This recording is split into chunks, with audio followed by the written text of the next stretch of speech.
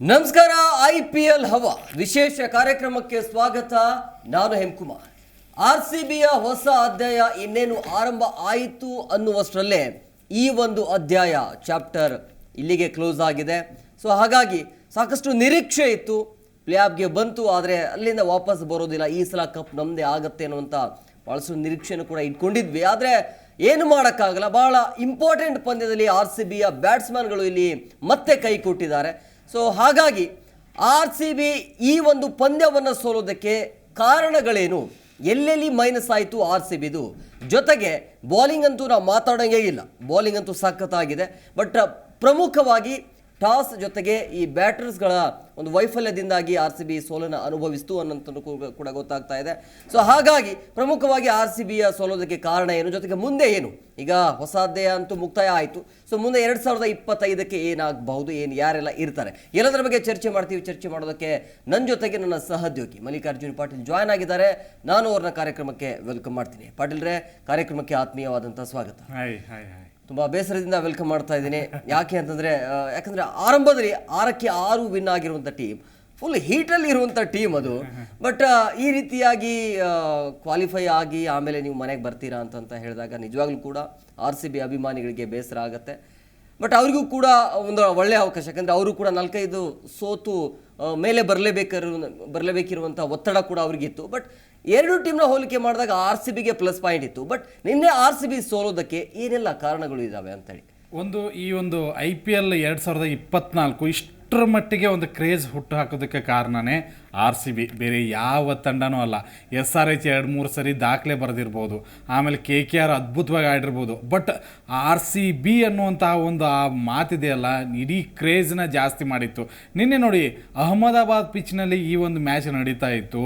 85,000 ಜನ ಆ ಒಂದು ಪಂದ್ಯವನ್ನು ವೀಕ್ಷಣೆ ಮಾಡ್ತಾಯಿದ್ರು ಅಲ್ಲಿ ಆ ಗ್ರೌಂಡಲ್ಲಿ. ಅದರಲ್ಲಿ 65,000 ಜನ RCBಗೆ ಸಪೋರ್ಟ್ ಮಾಡ್ತಾಯಿದ್ರು. ಅಂದರೆ ಬೇರೆ ರಾಜ್ಯದಲ್ಲೂ ಕೂಡ RCBದೇ ಅಷ್ಟೇ ಹವಾ ಇದೆ, ಎಲ್ಲರೂ ಕೂಡ RCB ಹೋಗಲೇಬೇಕು. ಯಾಕಂದರೆ ಒಂದು ಸರಿನೂ ಕಪ್ ಗೆದ್ದಿಲ್ಲ. ಹಾಗಂತ ಹೇಳಿ ಆಟಗಾರರ ಕೊರತೆ ಅಂತೂ ನಮಗೇನು ಘಟಾನುಘಟಿ ಆಟಗಾರನ್ನೆಲ್ಲ ತೊಗೊಂಡಿದ್ವಿ. ಈ ಸರಿ ಫಸ್ಟ್ ಹಾಫಲ್ಲೇ ನಾವು ಮನೆಗೆ ಹೋದ್ವಿ ಅಂತಲೇ ಅಂದ್ಕೊಂಡಿದ್ವಿ. ಬಟ್ ಅದರ ನಂತರ ಕಮ್ಬ್ಯಾಕ್ ಹೇಗಾಗಿತ್ತು ಅಂತಂದರೆ, ನಾವು 6 ಎಲಿಮಿನೇಟರ್ ಪಂದ್ಯಗಳನ್ನು ಆಡಿ ಸತತವಾಗಿ ಗೆದ್ದು ಆ ಹುಮ್ಮಸ್ಸಿತ್ತು, ಎಲ್ಲಿ ಮೈನಸ್ಗಳಿದ್ದಾವೆ ಎಲ್ಲವನ್ನ ಹೆಕ್ಕಿ ತೆಗೆದಿದ್ವಿ. ಪ್ರತಿಯೊಬ್ಬ ಆಟಗಾರ ತನ್ನ ಕರ್ತವ್ಯವನ್ನು ಸರಿಯಾಗಿ ನಿಭಾಯಿಸ್ತಾ ಇದ್ರು. ಬ್ಯಾಟಿಂಗ್ನಲ್ಲಿ ಒಬ್ಬರಿಲ್ಲ ಅಂದರೆ ಇನ್ನೊಬ್ಬರು ಬಿಗ್ ಇನ್ನಿಂಗ್ಸ್ ಆಡ್ತಾ ಇದ್ರು. ನಿನ್ನೆ ಅದೆಲ್ಲೂ ನನಗೆ ಕಾಣಿಸ್ಲೇ ಇಲ್ಲ. ನಿನ್ನೆ ನೋಡಿ, ಆ ಬಾಂಬ್ ಬೆದರಿಕೆ ಒಂದು ಆ ನೆಪ ಆಯ್ತಾ ಅಥವಾ ಏನೋ ಗೊತ್ತಿಲ್ಲ, ಪ್ರಾಕ್ಟೀಸ್ ಮ್ಯಾಚ್ ಆಡಲಿಲ್ಲ, ಆ ಒಂದು ಗುಂಗಲ್ಲೇ ಇದ್ದರೂ ಏನೋ ಅನ್ನಿಸ್ತಾ ಇತ್ತು. ಫೀಲ್ಡಲ್ಲಿ ಒಬ್ಬರು ಕೂಡ ನನಗೆ ಆ್ಯಕ್ಟಿವೇ ಅನ್ನಿಸ್ತಾ ಇರಲಿಲ್ಲ. ಸ್ಪೆಷಲಿ ವಿರಾಟ್ ಕೊಹ್ಲಿನೂ ಅನ್ನಿಸ್ತಾ ಇರಲಿಲ್ಲ ನನಗೆ. ವಿರಾಟ್ ಕೊಹ್ಲಿ ಒಂದು ವಿಕೆಟ್ ಹೋದ ತಕ್ಷಣ ಆ ಸಂಭ್ರಮ ನಿನ್ನೆ ನಾನು ಎಲ್ಲೂ ನೋಡಲಿಲ್ಲ. ಕೊನೆಯ 1-2 ಹಂತದಲ್ಲಿ ನೋಡಿದೆ ಬಿಟ್ಟರೆ ಬೇರೆ ಎಲ್ಲೂ ಇಲ್ಲ. ನೋಡಿ, ಆರಂಭದಲ್ಲಿ ಹೆಚ್ಚಿನ ರನ್ ಬರಲಿಲ್ಲ, ಅದೊಂದು ದೊಡ್ಡ ಕೊರತೆ. ಅದಕ್ಕಿಂತ ಮುಂಚೆ ಏನು ದೊಡ್ಡ ನಮ್ಮ RCB ಸೋಲಿಗೆ ಒಂದು 90% ಸೋಲಿಗೆ ನಾನು ಕ್ರೆಡಿಟ್ ಕೊಡ್ತಾ ಇರೋದೇ ಟಾಸ್. ನಾವು ನಿನ್ನೆ ಕೂಡ ಡಿಸ್ಕಸ್ ಮಾಡಿದ್ವಿ, ಅಹಮದಾಬಾದ್ ಪಿಚ್ನಲ್ಲಿ ಮೊದಲು ಬ್ಯಾಟಿಂಗ್ ಮಾಡುವಂಥ ತಂಡ 180 ಮೇಲೆ ದಾಟಕ್ಕೆ ಸಾಧ್ಯನೇ ಇಲ್ಲ. ಆ ಪಿಚ್ ಆಗಿದೆ, ಕ್ರ್ಯಾಕ್ಸ್ ಇದೆ, ಗ್ರೀನ್ ಬೆಳೆದಿದೆ ಒಂದು ಸ್ವಲ್ಪ ಜಾಸ್ತಿ, ಅಲ್ಲಿ ಬಾಲ್ ಸ್ವಿಂಗ್ ಆಗುತ್ತೆ, ಆಮೇಲೆ ಯಾರ್ಕ್ಗಳು ತುಂಬ ಚೆನ್ನಾಗಿ ಕೂತ್ಕೊಳ್ಳುತ್ತೆ, ಬ್ಯಾಟ್ಸ್ಮನ್ಗಳಿಗೆ ಅಷ್ಟು ಈಸಿಯಾಗಿ ಬ್ಯಾಟಿಗೆ ಬರಲ್ಲ ಅಂತ. ಬಟ್ ಅದು ನಿನ್ನೆ ಕಾಣಿಸ್ತು. ಬೋಲ್ಟ್ ಅವ್ರ ಬಾಲ್ ಹೊಡಿಯೋಕ್ಕೆ ಆಗ್ತಾ ಇರಲಿಲ್ಲ ನಮಗೆ. ನೋಡಿ, ಆರಂಭದಲ್ಲಿ 2 ಓವರ್ ಆದಮೇಲೆ ಬೋಲ್ಟ್ ಅವ್ರನ್ನ 3ನೇ ಓವರ್ ಕೂಡ ತೊಗೊಂಬಂದ್ರು. ಗೊತ್ತಾಯ್ತು ಅವ್ರಿಗೆ ಈಸಿ ಸ್ವಿಂಗ್ ಆಗ್ತಾ ಇದೆ, ಫುಲ್ ಶಾಟ್ ಹೊಡಿಯೋದಕ್ಕೆ ಡುಪ್ಲೆಸಿ ಪ್ರಯತ್ನ ಪಡ್ತಾ ಇದ್ದಾರೆ. ಒಂದು ಹೊರಗಡೆ ವಿಕೆಟ್ನ ಇಟ್ಕೊಂಡು ಆರಾಮಾಗಿ ಅವ್ರನ್ನ ಇದನ್ನು ತೊಗೊಂಡ್ರು, ಕ್ಯಾಚ್ ಅವ್ರು ತೊಗೊಂಡ್ರು. ಅದು ಒಂದು ಮಿಸ್ಟ್ರಿ ನಮಗೆ. ಅಲ್ಲಿ ಕೊಹ್ಲಿ ಕೂಡ ಬಿಗ್ ಇನ್ನಿಂಗ್ಸ್ ಬರಲಿಲ್ಲ. ಪತ್ತೇದಾರಿಗೆ ಒಂದು ಜೀವದಾನ ಸಿಕ್ಕರು, ಈಜಿ ಜೀವದಾನವನ್ನೇ ಬಿಟ್ಟರು, ಅಲ್ಲಿಯೂ ಕೂಡ ಬಿಗ್ ಇನ್ನಿಂಗ್ಸ್ ಬರಲಿಲ್ಲ. ಆಮೇಲೆ ಮ್ಯಾಕ್ಸ್ವೆಲ್ ಬಂದ ಪುಟ್ಟ ಹೋದ ಪುಟ್ಟ. ಅವರ ನಮಗೆ ಈ ಒಂದು ಸೀಸನಲ್ಲಿ ತುಂಬ ಎಕ್ಸ್ಪೆಕ್ಟೇಷನ್ ಇಟ್ಕೊಂಡಿದ್ದೆ ನಾನು ಕೂಡ. ಮ್ಯಾಕ್ಸಿ ಸಾಕತ್ತಾಗಿ ಆಡ್ತಾರೆ, ಬಿಗ್ ಮ್ಯಾಚನ್ನು ಈ ರೀತಿ ಆಡುವಂಥ ಒಂದು ಕಲೆ ಅವ್ರ ಹತ್ರ ಇದೆ. ಯಾಕೆಂದರೆ ಅಫ್ಘಾನಿಸ್ತಾನದ ಮೇಲೆ ನೋಡಿದ್ವಿ ನಾವು, ಎಲ್ಲೂ ಕೂಡ ವರ್ಕೌಟೇ ಆಗಲಿಲ್ಲ ನನಗೆ. ನೀವು ಹೇಳ್ದಂಗೆ ಬಾಲಿಂಗ್ದು ಏನು ಪ್ರಾಬ್ಲಮ್ ಇಲ್ಲ, ಅಷ್ಟು ರನ್ ಇದ್ದರೂ ಕೂಡ ಕೊನೆಯ 17 ಓವರ್ ತನಕ ನಾವು ಮ್ಯಾಚಲ್ಲೇ ಇದ್ವಿ. ಬಟ್ ಎಲ್ಲೋ ಭಾವನೆಗಳಿಗೆ ಧಕ್ಕೆ ಆಯಿತು. ಮತ್ತೊಂದು ಸರಿ ಕಪ್ ಇಲ್ದಂಗೆ ಆಯಿತು. ಆ 17ನೇ ವರ್ಷಕ್ಕೆ ನಾವು ಕಾಲಿಡ್ಬೇಕಿಂದಮೇಲೆ. ಬಟ್ 2024ರಂದು 18ಗೆ ಇಡಬೇಕಿನ್ನು. ಬಟ್ 24ರಂದು ಒಂದು ಹೋಪ್ ಅಂತೂ ನನಗೆ ಬೆಳೆದಿತ್ತು. 6 ಮ್ಯಾಚ್ ಗೆದ್ದಿದ್ದಾರೆ, ಹೋಗ್ಬೋದು ಇವರು ಅಂತ ಹೇಳಿ. ನನಗೇನಿತ್ತು ಅಂತಂದರೆ, ಚೆನ್ನೈ ವಿರುದ್ಧ ಬೇರೆ ಗೆದ್ದ ಆ ಒಂದು ಹುಮ್ಮಸ್ಸಿನಲ್ಲಿದ್ವಿ. ಈ ಮ್ಯಾಚನ್ನ ಗೆದ್ದು ಚೆನ್ನೈಯಲ್ಲೇ ಹೋಗಿ ಚೆನ್ನೈಯಲ್ಲೇ ಕಪ್ ಗೆದ್ದು ಆ ಕಪ್ನ ಕರ್ನಾಟಕಕ್ಕೆ ತಂದು ಆ ದೊಡ್ಡ ಮೇರೆ ನಮ್ದು ಕನಸು ಇದ್ದೇ ಇರುತ್ತೆ, ಅದೆಲ್ಲ ಇತ್ತು. ಬಟ್ ನುಚ್ಚು ನೂರಾಯಿತು. But better luck. ಬಟ್ ಒಂದಂತೂ ನಿಜ, RCB ಆಟಗಾರನ ತೆಗೊಳ್ಳುವಂತಿಲ್ಲ. 6 ಮ್ಯಾಚ್ಗಳಲ್ಲಿ ಅವ್ರು ಕೊಟ್ಟಂತ ಎಂಟರ್ಟೈನ್ಮೆಂಟ್ ಆಗಿರ್ಬೋದು, ಅಂದ್ರೆ ಡಿಸಪಾಯಿಂಟ್ ಇಲ್ಲ. ಚೆನ್ನಾಗಿತ್ತು. ನಾವು ಯಾವಾಗ್ಲೂ ಹೋದ್ವಿ ಅಂತ ತಿಳ್ಕೊಂಡಿದ್ವಿ, ಬಟ್ ಇಲ್ಲಿ ತನಕ ಬಂದಿದೀವಿ, ಗ್ರೇಟ್. ಹಂಗಂತ ಹೇಳಿ ಇದೇನು ಸಾಕ ಅಂತಾನು ಇಲ್ಲ, ನಮಗೆ ಕೊರಗಂತೂ ಇದೆ, ಇಲ್ಲ ಅಂತ ಹೇಳಲ್ಲ. ಬಟ್ RCB ಪರ್ಫಾರ್ಮೆನ್ಸ್ಗೆ ನಾನು ಖಂಡಿತವಾಗ್ಲೂ ಬೇಷ್ ಅಂತೀನಿ. ಖಂಡಿತ ಈ ಓಪನಿಂಗ್ ಬಿಟ್ಟು ಬೇರೆ 3-4ನೇ ಕ್ರಮಾಂಕದಲ್ಲಿ ಸ್ಟಾರ್ಟ್ ಚೆನ್ನಾಗಿ ಸಿಕ್ತು, ಬಟ್ ಅವರು ಫಿನಿಶಿಂಗ್ ಮಾಡಿದ್ರೆ ಇನ್ನೂ ಚೆನ್ನಾಗಿರ್ತಾ ಇತ್ತು. ಎಲ್ಲೋ ಒಂದ್ ಕಡೆ ಈ ಟೀಮ್ ಪೂರ್ತಿಯಾಗಿ ವಿರಾಟ್ ಕೊಹ್ಲಿ ಮೇಲೆನೆ ಅವಲಂಬಿತ ಆಗಿದೆಯಾ ಅಂತ ಅನ್ಸ್ಬಿಡ್ತು ನಿನ್ನೆ ಪಂದ್ಯವನ್ನು. ಹಾಗೆ ಅನಿಸ್ತು ನನಗೂ ಕೂಡ.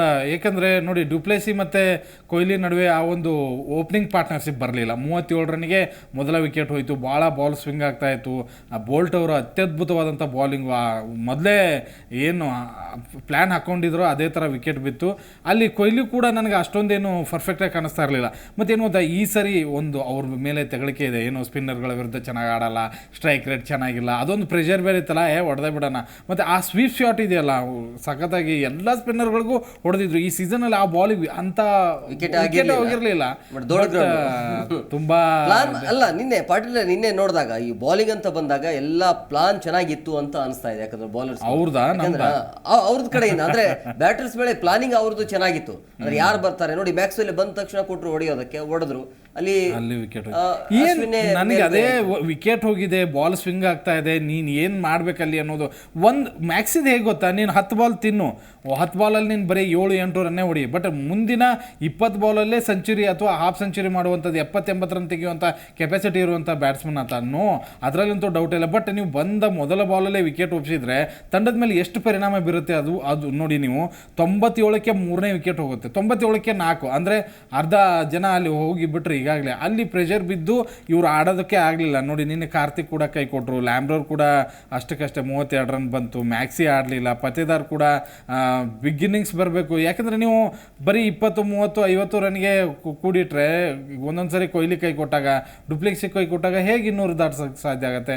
ನಿನ್ನೆ ಡುಪ್ಲೆಕ್ಸಿ ಅದನ್ನೇ ಹೇಳಿದ್ರು, ನಮ್ಮ ಸೋಲಿಗೆ ಬ್ಯಾಟಿಂಗ್ ವಿಭಾಗ ಒಂದು ಸ್ವಲ್ಪ ಕಾರಣ ಆಯಿತು, ರನ್ಗಳು ಬರಲಿಲ್ಲ, ಒಂದು 15ರಿಂದ 20 ರನ್ಗಳ ಕೊರತೆ ಆಯಿತು ಅಂತ ಹೇಳಿದರು. ಬಟ್ ಅದನ್ನು ಒಪ್ತೀವಿ. ಬಟ್ ಅಷ್ಟಾಗಿದ್ರು ಕೂಡ ಚೇಸ್ ಮಾಡ್ತಾಯಿದ್ರು ಅಂತ ಎಲ್ಲೂ ನನಗೂ ಅನಿಸುತ್ತೆ. ಯಾಕೆಂದರೆ ಡ್ಯೂ ಬಿದ್ದಿತ್ತು, ತುಂಬ ಬಾಲ್ ಸ್ವೆಟ್ಟಾಗಿ ಎಲ್ಲೂ ಕೂಡ ಸ್ವಿಂಗ್ ಆಗ್ತಾ ಇರಲಿಲ್ಲ, ಯಾರ್ಕರ್ಗಳು ಬೀಳ್ತಾ ಇರಲಿಲ್ಲ, ಒಂದು ಸ್ಲೋ ಬಾಲ್ಗಳನ್ನು ಇವ್ರು ಯಾರೂ ಟ್ರೈ ಮಾಡಲಿಲ್ಲ, ಕಟ್ಟರ್ ಬಾಲ್ಸ್ಗಳನ್ನು ಟ್ರೈ ಮಾಡಲಿಲ್ಲ. ಅದೇ ನನಗೊಂಥರ ಬೇಜಾರಾಯಿತು.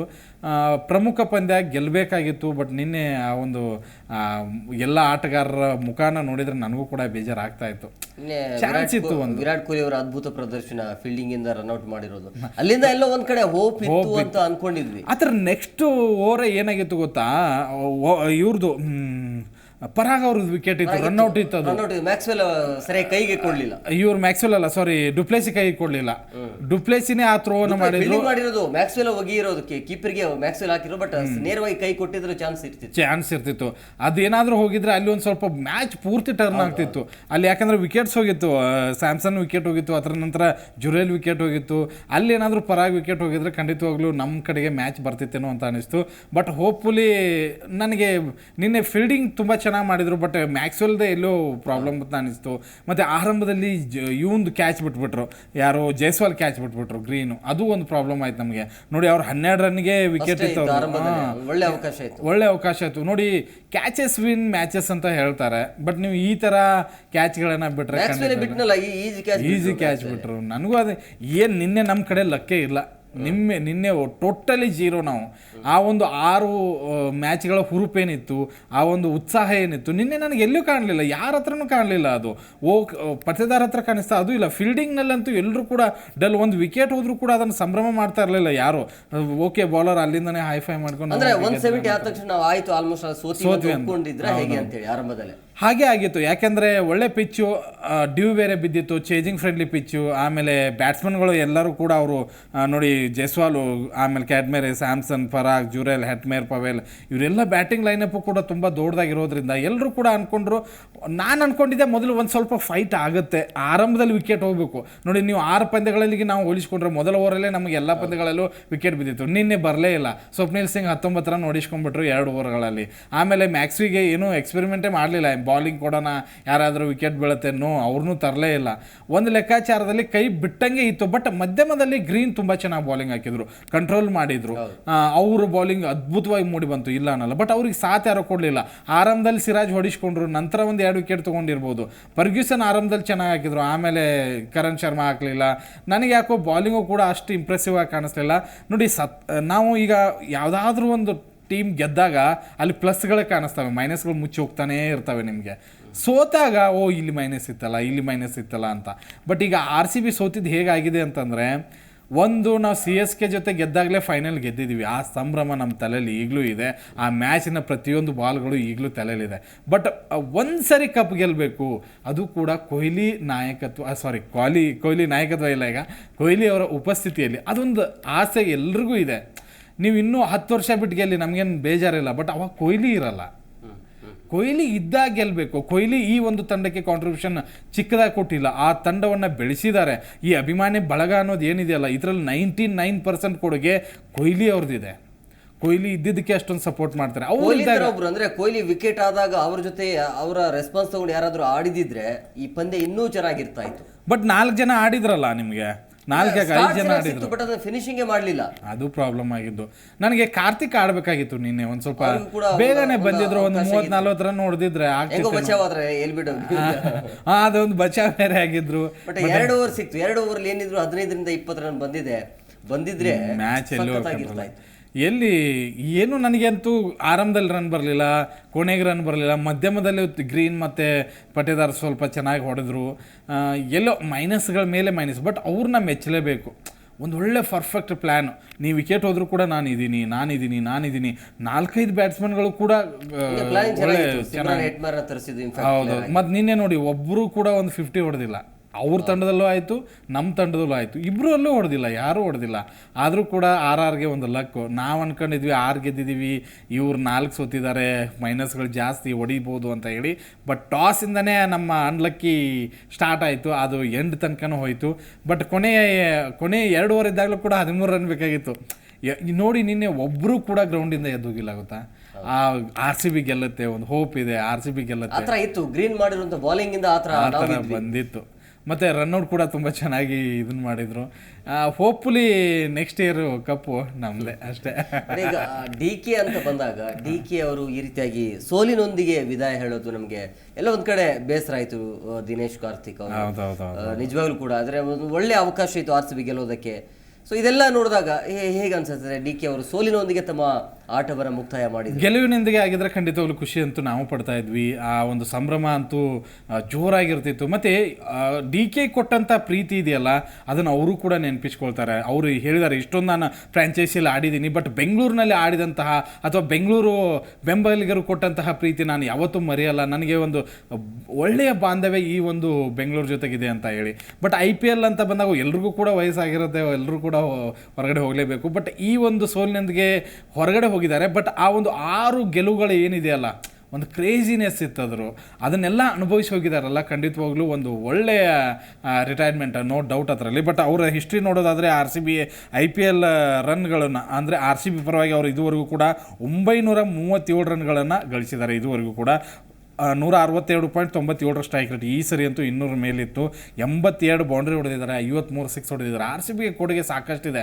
ಒಂದು ಲೆಕ್ಕಾಚಾರದಲ್ಲಿ ಒಂದು 4-5ನೇ ಸ್ಥಾನದಲ್ಲಿ ಬಂದು ನಿಂತ್ಕೋತಾರೆ. ಈಗ RCB ಅವರು ತುಂಬ ಪ್ರೀತಿ ತೋರಿಸಿದವರ ಲಿಸ್ಟಲ್ಲಿ ಮೊದಲು ಕೊಹ್ಲಿ ಬರ್ತಾರೆ, ಆಮೇಲೆ ABD ಬರ್ತಾರೆ, ಆಮೇಲೆ ಕ್ರಿಸ್ ಗೇಲ್ ಬರ್ತಾರೆ, ಆಮೇಲೆ ಅದರ ನಂತರ ನನಗನ್ಸಿದ ಮಟ್ಟಿಗೆ ಸಿರಾಜು, ಆಮೇಲೆ ಚಾಹಲ್, ಆಮೇಲೆ DK ಇವರೆಲ್ಲರೂ ಬರ್ತಾರೆ.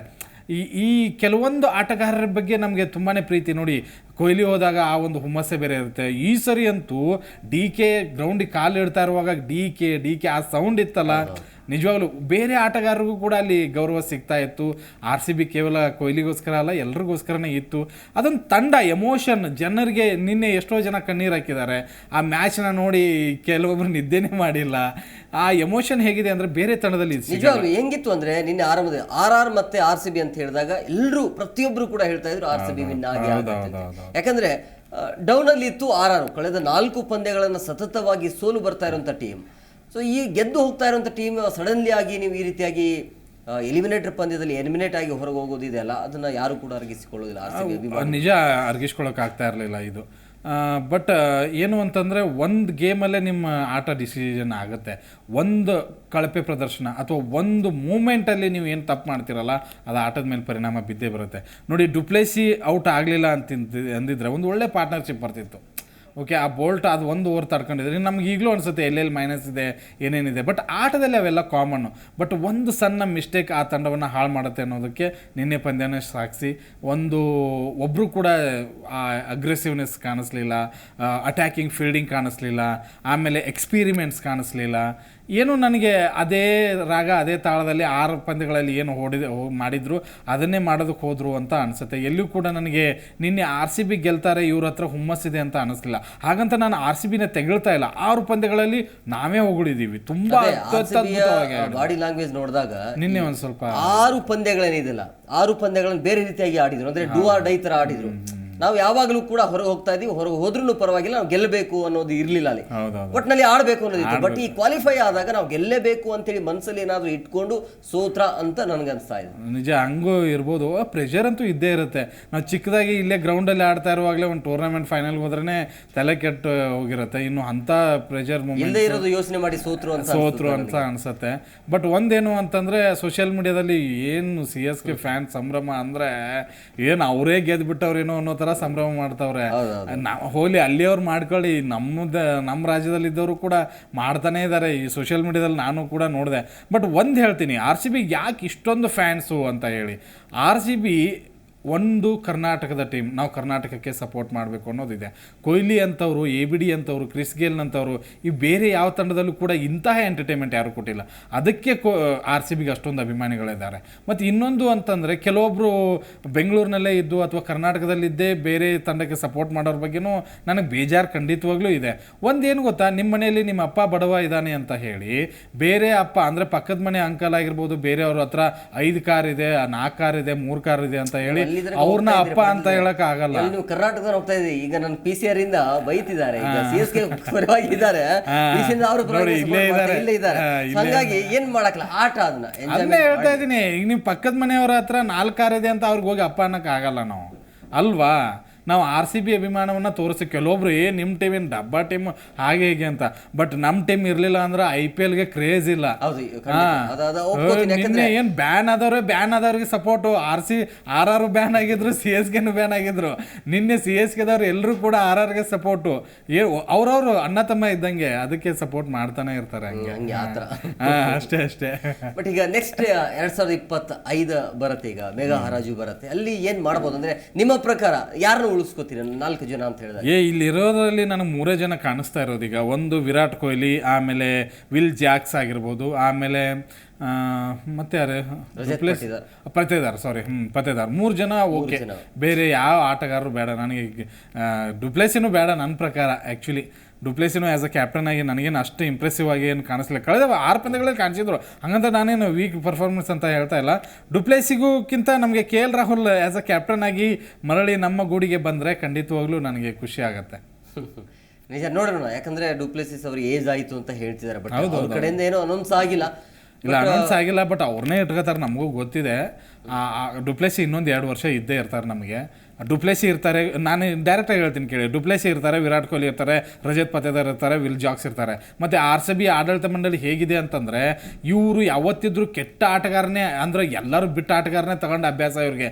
ಒಂದು ಲೆಕ್ಕಾಚಾರದಲ್ಲಿ ವಿಲ್ ಜಾಕ್ಸು ಮತ್ತು ಕೊಹ್ಲಿನ ಬಿಟ್ಟು ಎಲ್ಲರನ್ನೂ ಬಿಟ್ಟರು ಆಶ್ಚರ್ಯ ಇಲ್ಲ. ಒಂದು ವಿಲ್ ಜಾಕ್ಸ್ನು ನೀವು ಬಿಟ್ರಿ ಅಂತ ಅನ್ಕೊಂಡ್ರೆ ನೀವು 2025 ಕಪ್ಪು ಬಿಟ್ರಿ ಅಂತ ತಿಳ್ಕೊಂಬಿಡಿ ಅಷ್ಟೇ. ಅದೇ ಈಗೇನು ಗೊತ್ತಾ, ಗ್ರೀನ್ನ ಬಿಡಬೇಕು, ಮ್ಯಾಕ್ಸ್ವೆಲ್ನ ಬಿಡಬೇಕು. 2 ಅಮೌಂಟ್ ಏನಿದೆಯಲ್ಲ ರೋಹಿತ್ ಶರ್ಮಾ, ಅದರಲ್ಲೇ ರೋಹಿತ್ ಬಂದ್ರೆ ಖುಷಿ, ಗ್ಯಾರಂಟಿ ಖುಷಿ. ರೋಹಿತ್ ಇಲ್ಲಾಂದ್ರೆ ರೋಹಿತ್ ಬರಲಿ, ನಮಗೆ KL ರಾಹುಲ್ ಬರಲಿ, ಇಬ್ರು ಬರಲಿ, ಇಬ್ಬರಿಗೂ ಅಮೌಂಟ್ ಕೊಡ್ಬೇಕಾತ ಇರೋದಿಲ್ಲ. ಅಲ್ಲ, ಈಗ ನೆಕ್ಸ್ಟ್ ಇಯರ್ ನಾವು 4 ಜನರು ಉಳಿಸ್ಕೊಂಡು ಅಮೌಂಟ್ ಎಲ್ಲ ಇಟ್ಕೋಬೇಕಲ್ಲ. ಆಮೇಲೆ ಚಿಕ್ಕ ಪುಟ್ಟ ನಮ್ಗೆ ಸಾಕು. ಈ ಪತೇದಾರ್ ನಂತವ್ರು, ಆಮೇಲೆ ದಯಾಳ್ ನಂತವ್ರು, ರಜತ್ ಪಾಟೀದಾರ್ ಆಗಿರ್ಬೋದು, will will Jacks, Jacks, Virat Kohli, ಚಿಕ್ಕ ಚಿಕ್ಕ ಅಮೌಂಟೇ ಇರುತ್ತೆ. ಆಮೇಲೆ ಎಲ್ಲ ಸಿಕ್ಕಾಪಟ್ಟೆ ಅಮೌಂಟ್ ನಮ್ ಕೈ ಬರ್ಲಿ. ಹಂಗಾದ್ರೆ ಬಹಳ ಜನ ಉರ್ಕೊಳ್ಳೋರಿಗೆ ಇನ್ನೂ ನೋವಾಗತ್ತೆ. ಈಗಲೇ ಅಂತಿರ್ತಾರೆ, ನಿಮ್ಮ ಮಾತುಗಳೇ ಅವ್ರೇನು ಬರ್ತಾರೆ ಅಂತ ಹೇಳಕ್ ಬರಲ್ಲ. RCB ಅವ್ರು ತಗೊಂಡ್ರೆ ಯಾಕಂದ್ರೆ ದೊಡ್ಡ ಪ್ಲೇಯರ್ಸ್ಗಳನ್ನ ನಾವು ತಗೋತಾನೆ ಇರ್ತೀವಿ, ಯಾರನ್ನೂ ಬಿಟ್ಟಿಲ್ಲ. ದೊಡ್ಡ ಪ್ಲೇಯರ್ಸ್ ಯಾರ್ಯಾರು ಬಂದಿದ್ದಾರೆ ಬೇರೆ ಟೀಮಲ್ಲಿ ತುಂಬಾ ಚೆನ್ನಾಗಿ ಆಡಿದ್ರು ತಗೊಳ್ತೀವಿ, ಹೊಡಿಸ್ಕೊತೀವಿ, ಮತ್ತೆ ನಾವು ಸುಮ್ಮನೆ ಇರ್ತೀವಿ ಅಷ್ಟೇ, ಬೇರೆ ನೋಡೋಕ್ಕಾಗಲ್ಲ. KL ರಾಹುಲ್ ನನ್ನ ಪ್ರಕಾರ ಬಿಟ್ಟು ಬರಬಹುದು ಅಂತ ಅನ್ಸುತ್ತೆ. KL ರಾಹುಲ್ ಬಿಡ್ತಾರೆ. ಇಷ್ಟೊಂದು ಅವಮಾನ ಆದ್ಮೇಲೆ ಅವ್ರು ಅಲ್ಲಿ ಇದ್ರೂ ಕೂಡ ಅಭಿಮಾನಿಗಳಿಗೂ ಬೇಜಾರದು. ಓಕೆ, ನೀವು ಕಾಂಪ್ರಮೈಸ್ ಮಾಡ್ಕೋಬಹುದು ಅಥವಾ ರೋಹಿತ್ ಶರ್ಮಾ ಲಾಸ್ಟ್ ಮ್ಯಾಚ್ ಆಡಿದಾಗ ಸ್ಟ್ಯಾಂಡಿಂಗ್ ಅವೇಶನ್ ಕೊಟ್ಟರು ಅವರಿಗೆ. ಸೊ ಅಲ್ಲೂ ರೋಹಿತ್ ಶರ್ಮಾನು ಬಿಡ್ಬೇಕು. ಇಷ್ಟೊಂದೆಲ್ಲ ಅವಮಾನ ಆದ್ಮೇಲೆ ಅವ್ರು ಯಾಕೆ ಅಲ್ಲಿ ಇರಬೇಕು? As a captain, India team ಕ್ಯಾಪ್ಟನ್ನೇ ನೀವು ಕೆಳಗಿಳಿಸಿ IPL ನಲ್ಲಿ ಆಸ್ ಅ ಪ್ಲೇಯರ್ ಆಗಿ, ಮತ್ತೆ ಅಲ್ಲಿ ಆದಂತ ಕೆಲವೊಂದು ಘಟನೆಗಳು ಎಷ್ಟು ನೋವಾಗಿದೆ ಗೊತ್ತಾ ಅಭಿಮಾನಿಗಳಿಗೆ. ಅವ್ರನ್ನ 30 ಯಾರ್ಡ್ ಸರ್ಕಲ್ ಅಲ್ಲೇ ಯಾವತ್ತೂ ಇದ್ದ ಅವ್ರನ್ನ ಕಾಣ್ತಾ ಇದ್ವಿ, ಅವ್ರನ್ನೆಲ್ಲ ಹೊರಗಡೆ ಕಳಿಸಿ ಅದೇನೋ ಒಂಥರ ಏನು ರೋಹಿತ್ ಅಭಿಮಾನಿಗಳಿಗೆ ಅರ್ಗಿಸ್ಕೊಳಕ್ ಆಗ್ತಾ ಇಲ್ಲ. ಅವ್ರಿಗೋಸ್ಕರನಾದ್ರೂ ಅವ್ರಿಬ್ರು ಹೊರಗಡೆ ಬರಬೇಕು. KL ರಾಹುಲ್ ಹೊರಗಡೆ ಬರಬೇಕು, ರೋಹಿತ್ ಶರ್ಮಾನು ಹೊರಗಡೆ ಬರಬೇಕು ಅಂತ ನಾನು ಅನ್ಕೋತೀನಿ. ಬಟ್ ಹೀಗೆ ವಾಟ್ ನೆಕ್ಸ್ಟ್ ಈಗ RCB ಏನ್ ಮಾಡಬೇಕು ಅಂತ ಹೇಳಿ ಮುಂದೆ ಏನಿಲ್ಲ, ಮತ್ತೆ ಮುಂದಿನ ಸರಿ ಕಪ್ ನಮ್ದೇ ಅನ್ನುವಂಥ ಹುಮ್ಮಸ್ಸಿನಲ್ಲಿ ಈ ಸರಿ ಆಡಿದಂತಹ ಆ 6 ಪಂದ್ಯಗಳ ನೆನಪಿನಲ್ಲಿ ಈ ಒಂದು ವರ್ಷ ದೂಡಬೇಕು. CSK ಜೊತೆ ಆಡಿದಂತಹ ಆ ಒಂದು ಪಂದ್ಯವೇ ನಮಗೆ ಫೈನಲ್ ಆಗಿತ್ತು, ನಾವು ಅಲ್ಲೇ ಗೆದ್ದಿದ್ದೀವಿ. ಅವ್ರನ್ನ ಎಷ್ಟು ಉರಿಸ್ಬೇಕು ಈಗಲೂ ಉರಿಸ್ತೀವಿ. RCB ಅಷ್ಟೇ. RCB ಅಂದ್ರೆ ಒಟ್ಟಿನಲ್ಲಿ CSK ಗೆದ್ದಿದೆ ಪ್ಲಸ್ ಅಂತ. ಅದೇ ಏನ್ ಗೊತ್ತಾ, ನೀವು ಈಗ ಎಲಿಮಿನೇಟರ್ ಪಂದ್ಯಕ್ಕೆ ಅಷ್ಟು ಜೋಶ್ ಯಾರಿಗೂ ಇರಲಿಲ್ಲ. CSK ಜೊತೆ ನಾವು ಕಾಯ್ತಾ ಗೆಲ್ಲತ್ತೆ ಅನ್ನೋದು ವಿಶ್ವಾಸ ಜಾಸ್ತಿ ಇತ್ತು. ಅದಕ್ಕಿಂತ ನೀವು CSK ಜೊತೆ ಆಡಿದ್ರೆ ಹೆಂಗೆ ಅಂತಂದ್ರೆ, ನಮಗೆ ಒಂದು ಲೆಕ್ಕಾಚಾರದಲ್ಲಿ ನಾವು ಯಾರ ಜೊತೆ ನೀವು ಕಪ್ ಗೆಲ್ಲಿಲ್ಲ ಅಂದ್ರೂ ಪರವಾಗಿಲ್ಲಪ್ಪ, CSK ಜೊತೆ ಆವತ್ತಿನ ಪಂದ್ಯವನ್ನು ನೀವು ಗೆಲ್ಲಬೇಕು. ಇಲ್ಲಿ ತನಕ ಕೂಡ ಹೋಗಿತ್ತದು. ನನ್ನ ಮನಸ್ಸಲ್ಲೂ ಹಂಗೆ ಇತ್ತು, ನೀನು ಕಪ್ ಗೆಲ್ತೀಯಾ ಬಿಡ್ತೀಯಾ ಇಲ್ಲ ಗೊತ್ತಿಲ್ಲ ನನಗೆ. May 18ರಂದು ಹೊರಗೆ ಹಾಕಿದಕ್ಕಿಂತ ನಮಗೆ ಸೋಲಿಸಿದ್ದು. ಅದರಲ್ಲೂ ಕೂಡ ನೋಡಿ, ಅದು ಡಬಲ್ ಧಮಾಕ ಅಂತಾರಲ್ಲ, ನಾವು ಅವ್ರ ಮೇಲೆ ಗೆದ್ದಿದ್ದು, ಅವ್ರು ತನ್ನ ಟೂರ್ನಿಯಿಂದನೇ ಹೋಗಿದ್ದು, ಅದು ಎಷ್ಟು ಖುಷಿ ಆಗುತ್ತೆ ಅದು. ಮತ್ತೆ ಏನಿದೆ ಮೊದಲಿಂದ ಈಗಿಂದ ಅಂತ ಅಲ್ಲ ನೋಡಿ, ಧೋನಿಗೆ ಉರ್ಕೊಂಡು ಹೋಗ್ಬಿಟ್ರು, ಯಾರಿಗೂ ಕೂಡ ಥ್ಯಾಂಕ್ಸ್ ಕೊಡ್ದೇನೆ, ಕಾಯೋದಕ್ಕಾಗಲಿಲ್ಲ. ಇನ್ನೂ ಅವ್ರ ಬ್ಯಾಟ್ಸ್ಮನ್ಗಳೇ ಹೊರಗಡೆ ಬಂದಿಲ್ಲ, ಇವ್ರು 9 ನಿಂತಿದ್ದಾರೆ, ಸೆಲೆಬ್ರೇಷನ್ನೇ ಮಾಡಬಾರ್ದ ಅನ್ನೋ ರೀತಿಯಲ್ಲಿ ಇತ್ತದು. ಖಂಡಿತವಾಗ್ಲೂ ನನಗೇನೋ CSK ಆ ಒಂದು ನಡವಳಿಕೆ ಖಂಡಿತವಾಗ್ಲೂ ಇಷ್ಟ ಆಗಲಿಲ್ಲ. ಬಟ್ RCB ಅಭಿಮಾನಿಯಾಗಿಯೂ ಹೇಳ್ತೀನಿ, ಆ್ಯಸ್ ಅ ಫ್ಯಾಕ್ಟ್ ಆಗಿಯೂ ಹೇಳ್ತೀನಿ, ಈ ಸರಿ RCB ಅತ್ಯದ್ಭುತವಾದ ಪ್ರದರ್ಶನ ಕೊಟ್ಟಿದೆ, ನೋ ಡೌಟ್. ಅದರಲ್ಲಿ ನೀವು ಯಾರು ಕೂಡ 1% ಚಾನ್ಸ್ನ ನೀವು 100% ಮಾಡಿಕೊಂಡು ಎಲಿಮಿನೇಷನ್ ಪಂದ್ಯಕ್ಕೆ ನೀವು ಅರ್ಹತೆಯನ್ನು ಪಡ್ಕೋತೀರಿ ಅಂತಂದರೆ ನೀವು ಅಲ್ಲೇ ಗೆದ್ದು ಬಿಟ್ರಿ. ಯಾಕೆ ಇಷ್ಟೊಂದು ಅಭಿಮಾನಿಗಳು RCB ತಂಡಕ್ಕೆ ಅನ್ನೋದಕ್ಕೆ ಇದು ಸಾಕ್ಷಿ. ನೀವು ಗ್ರೌಂಡಲ್ಲಿ ಕಪ್ನ ಗೆಲ್ಲದೆ ಇರ್ಬೋದು, ಬಟ್ ಗ್ರೌಂಡಲ್ಲಿ ಮನಸ್ಸನ್ನು ಗೆದ್ದಿದ್ದೀರಿ. ಎಲ್ಲ ಅಭಿಮಾನಿಗಳು ನಿಮ್ಮನ್ನು ಅದಕ್ಕೆ ಹಾರೈಸೋದು. ಮತ್ತು ಇನ್ನೊಂದೇನು ಗೊತ್ತಾ, ಕ್ರಿಕೆಟ್ನ ಎಂಜಾಯ್ ಮಾಡ್ತಾರೆ ನಮ್ಮ ಆಟಗಾರರು. ಕೊಹ್ಲಿ ಅಂತ ಆಟಗಾರರಿದ್ದಾಗ ಎಂಜಾಯ್ ಮಾಡಿ ಆಡ್ತಾರೆ, ಅತ್ಯದ್ಭುತವಾಗಿ ಆಡ್ತಾರೆ. ಒಂದು ಲೆಕ್ಕಾಚಾರದಲ್ಲಿ ನಾವು ಎಲ್ಲ ತಂಡವನ್ನು ಹೊಡೆದು ಬೀಳಿಸಿದ್ದೀವಿ. ನಿನ್ನೆ RR ತಂಡಕ್ಕೆ ಉಳಿದ ಎಲ್ಲ ತಂಡಗಳು ಸಪೋರ್ಟ್ ಮಾಡ್ತಾ ಇದ್ದು, RCB ಏಕಾಂಗಿಯಾಗಿ ಹೋರಾಟ ಮಾಡಿತು. ಒಂದು ಸರಿ ಎಡವಿದ್ದೀವಿ, ಮುಂದಿನ ಸರಿ 100 ತಪ್ಪುಗಳನ್ನು ತಿದ್ದುಕೊಂಡು ಮತ್ತೆ ಅದೇ ಹೋಪಲ್ಲಿ ಬರ್ತೀವಿ. ಕೆಲವೊಬ್ರು ನಿಮ್ದು ವರ್ಷ ಇದೆ ಆಯ್ತು ಅಂತಾರೆ, ಬಟ್ ನಾವು ವರ್ಷನೂ ಬರ್ತೀವಿ, ಈ ವರ್ಷನೂ ನಮ್ಗೇನು ಇದೇನಲ್ಲ 15 ಅರ್ಧ ಟೂರ್ನಿ ಯಾವಾಗಲೂ ಮರ್ತು ಬಿಟ್ಟಿದ್ವಿ. ಇಲ್ಲಿ ತನಕ ಮಾತಾಡ್ತಾ ಇದ್ದೀವಿ. ಮತ್ತೆ ಮುಂದಿನ ವರ್ಷ ಇದೇ ಜೋಶಲ್ಲೇ ಬರ್ತೀವಿ. ಜೋಶ್ ಮಾತ್ರ ಕಡಿಮೆ ಆಗಲ್ಲ RCBಗಳು ಅಭಿಮಾನಿಗಳದು. ಕೊಹ್ಲಿದು ಕಡಿಮೆ ಆಗಲ್ಲ. ಕೆಲವೊಬ್ರು ಹೇಳ್ತಾ ಇದ್ದಾರೆ ಕೊಹ್ಲಿ ರಿಟೈರ್ಮೆಂಟ್, ಈಗ ಧೋನಿ ಈಗ ರಿಟೈರ್ಮೆಂಟ್ ಅದು ಇನ್ನೂ ಕೊಟ್ಟಿದ್ದಾರೋ ಇಲ್ಲೋ ಗೊತ್ತಿಲ್ಲ. ಅವ್ರು ಕೊಟ್ಟು 4-5 ವರ್ಷ ಆಯ್ತು. ಇನ್ನೂ ಇಂಟರ್ನ್ಯಾಷನಲ್ ಆಡ್ತಾ ಇರುವಂಥ ಆಟಗಾರ, ಫುಲ್ ಫಿಟ್ ಆಗಿದ್ದಾರೆ, 3-4 ತಾಸು ಜಿಮ್ಮಲ್ಲಿ ವರ್ಕ್ ಮಾಡ್ತಾರೆ, ತಂಡಕ್ಕೋಸ್ಕರ ಆಡ್ತಾರೆ. ಅಂಥ ಆಟಗಾರ ಇದ್ದಾಗ ನಮ್ಮ ಜೋಶ್ ಅಂತೂ ಕಡಿಮೆ ಆಗಲ್ಲ ಅನ್ಕೋತೀನಿ. ಬಟ್ ಒಂದು ಆಸೆ ಅಂತೂ ಇದೆ ನನಗೆ, ಕೊಹ್ಲಿ ಇದ್ದಾಗಲೇ RCB ಕಪ್ ಎತ್ತಬೇಕು ಅನ್ನೋದು. ಅದನ್ನು ಮಾಡೇ ಮಾಡ್ತೀವಿ. ಹುಡುಗಿರ ತಂಡ ಅಂತೂ ನಮಗೆ ಕಪ್ ತಂದು ಕೊಟ್ಟಿದ್ದಾರೆ, ಇನ್ನು ಹುಡುಗರ ತಂಡ ಕಪ್ ತಂದನ್ನು ಕೊಡ್ತಾರೆ. ಅದನ್ನು ನಾವು ಎಕ್ಸ್ಪೆಕ್ಟ್ ಮಾಡ್ತಾ ಇದ್ದೀವಿ. ಅದು ಮುಂದಿನ ವರ್ಷ ಆಗುತ್ತೆ. ಎಸ್ ಸರ್, ನೋಡೋಣ ಪಡ್ರಿ ಏನಾಗುತ್ತೆ. ಯಾಕಂದ್ರೆ ಈಗ ಮುಕ್ತಾಯ ಆಯಿತು, ಈಗ ಅಧ್ಯಾಯ. ಥ್ಯಾಂಕ್ ಯು ಪಡ್ರಿ ಕಾರ್ಯಕ್ರಮಕ್ಕೆ ಜಾಯ್ನ್ ಆಗಿದ್ದಕ್ಕೆ. ಎಸ್ ಸರ್, ನೋಡಿದ್ರಲ್ಲ ವೀಕ್ಷಕರೇ, RCBಯ ಹೊಸ ಅಧ್ಯಾಯ, ಆ ಒಂದು ಚಾಪ್ಟರ್ ಮುಕ್ತಾಯ ಆಗಿದೆ. ಇದೇನು ನಮಗೆ ಈ ರೀತಿಯ ಬೇಸರ ಆಗೋದು ಫಸ್ಟ್ ಟೈಮ್ ಏನಲ್ಲ. ಸೊ ಈ ರೀತಿಯ ಕಳೆದ 16-17 ವರ್ಷಗಳಿಂದ ನಾವು ನೋಡ್ಕೊಂಡೇ ಬಂದಿದ್ದೀವಿ. ಸೊ ನಾವು ಹೇಳೋದು ಇಷ್ಟೇ, RCB ಫಾರ್ ಎವರ್, ಮುಂದಿನ ಸಲ ಕಪ್ ನಮ್ಮದೇ ಅಂತ ಹೇಳ್ತಾ ಇವತ್ತಿನ ಕಾರ್ಯಕ್ರಮವನ್ನು ಮುಗಿಸ್ತೀವಿ.